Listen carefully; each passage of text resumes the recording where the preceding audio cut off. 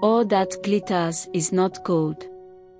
This is an interesting story of a young woman that left her husband for a wealthy man. Kindly follow us as discover her fate in her newly found lover. Kindly support us by subscribing to our channel at Chukwudialola. Thanks for subscribing. Now, let's proceed. In the quiet village of Umuoma, Ikin and Edeora lived a modest life filled with love and contentment.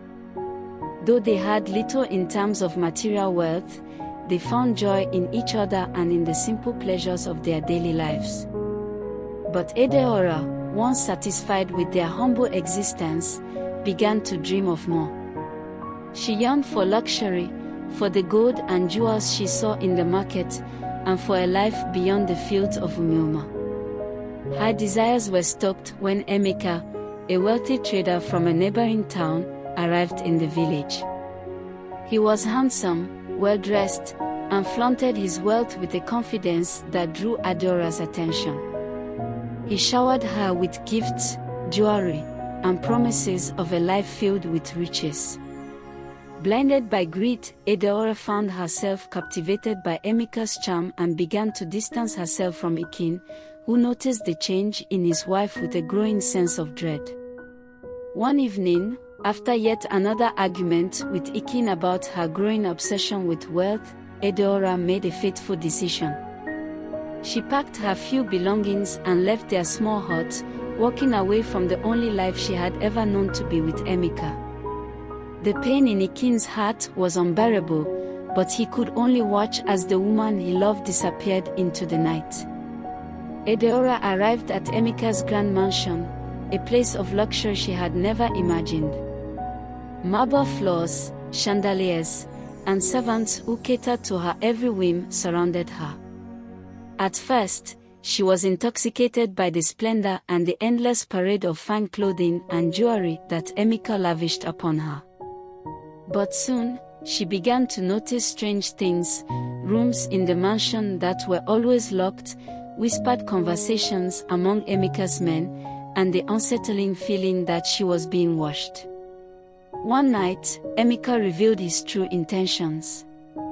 He led Edeora to a hidden chamber deep within the mansion, where a stone altar stood surrounded by strange symbols and flickering candles. Fear gripped Edeora as she realized that Emeka had lured her here for something far darker than the life of luxury he had promised.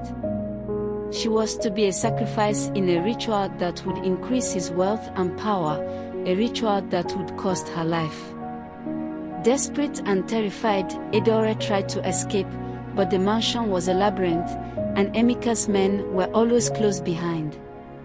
She knew she needed help, but who would come for her now that she had abandoned Ikin and betrayed the life they had built together? Back in Umuoma, Ikin was tormented by the loss of his wife. He knew that something was wrong and feared that Edeora was in danger. Despite the pain she had caused him, he couldn't abandon her to whatever fate awaited her in Emeka's mansion. He confided in his closest friends, Obinna, a skilled hunter, and Chijioke, a strong and brave farmer. Together, they devised a plan to rescue Edeora, knowing the risks but determined to save her. The three men set out at night, armed with nothing but their courage and a few crude weapons. They traveled through the dense forests surrounding Emeka's mansion, avoiding the main roads to remain unseen. When they arrived, the mansion loomed before them, its opulence now overshadowed by the sinister atmosphere that pervaded the grounds. Obinna scouted the area, identifying the guards and their patterns. Chijioke, with his strength, prepared to take on anyone who stood in their way. Ikin, driven by love and desperation, led them toward the mansion's hidden entrance, which they had learned about from a servant sympathetic to their cause. As they sneaked through the mansion, they could hear the eerie chanting from the ritual room. The air was thick with the smell of incense and the sound of drums. Ikin's heart raced as they neared the chamber where Edeora was being held. When they reached the door, they were confronted by two of Emeka's men.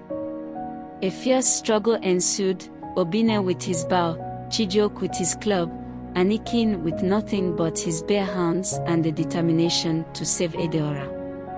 They fought valiantly, and though they were outnumbered, their determination saw them through. They overcame the guards and burst into the ritual chamber just as Emeka was about to begin the ceremony.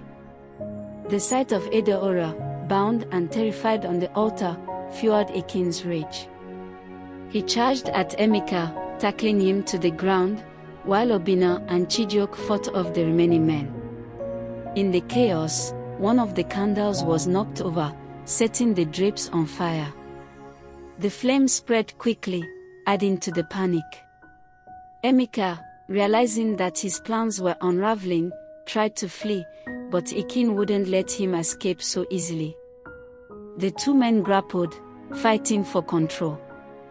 Just as it seemed that Emeka might overpower him, Chijioke intervened, landing a decisive blow that sent Emeka crashing into the burning altar. With Emeka defeated and the mansion engulfed in flames, Ikin rushed to Edeora's side, cutting her bonds and helping her to her feet. She was weak and trembling, but relief washed over her when she saw Ikin's face. They made their way out of the mansion, dodging falling beams and smoke, with Obinna and Chijioke clearing the path ahead. They escaped into the night, the mansion burning behind them. Edeora, now free from the clutches of the man who had deceived her, clung to Ikin, overwhelmed with gratitude and guilt. As they fled back to Umuoma, she wept, knowing how close she had come to losing everything, including her life, for the sake of greed. When they returned to the village, they were greeted with a mixture of relief and curiosity. The villagers had heard rumors of Edeora's departure and were shocked to see her return, bruised and shaken, but alive. Ikin's friends, Obinna and Chijioke, were hailed as heroes for their bravery, and the story of the daring rescue spread quickly. In the days that followed, Edeora humbled herself before Ikin and the villagers. She confessed her mistakes and begged for forgiveness. Though it took time, Ikin forgave her, understanding that she had been blinded by ambition but had learned a harsh lesson. They rebuilt their life together, though it was not without challenges. Edeora returned to the fields, walking side by side with Ikin, her hands roughened by labor but her heart lightened by the love she had rediscovered. The villagers, once wary, began to accept her again, seeing the sincerity in her actions and the strength of her resolve. As the seasons passed, Ikin and Edeora's love grew stronger. The memories of the past, though painful, became a reminder of the dangers of greed and the true meaning of wealth. They found happiness in the simple things they had once taken for granted: a bountiful harvest, the warmth of the hearth, and the companionship of friends. And so, in Umuoma, the story of Ikin and Edeora became a tale of caution and redemption, told by the elders to remind the younger generation of the perils of greed and the power of love. It was a story of a woman who had nearly lost everything but found her way back through the love and bravery of a man who refused to give up on her. Their life was no longer about riches but about the wealth they found in each other, a wealth that no amount of gold or jewels could ever match. Together, they lived out their days in peace, their story a testament to the enduring power of love, forgiveness, and the value of a life well lived. Thank you for watching. Hope you enjoyed the story.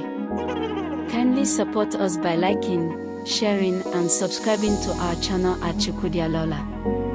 And don't forget to tell us your opinion about the story by commenting. Thank you once again.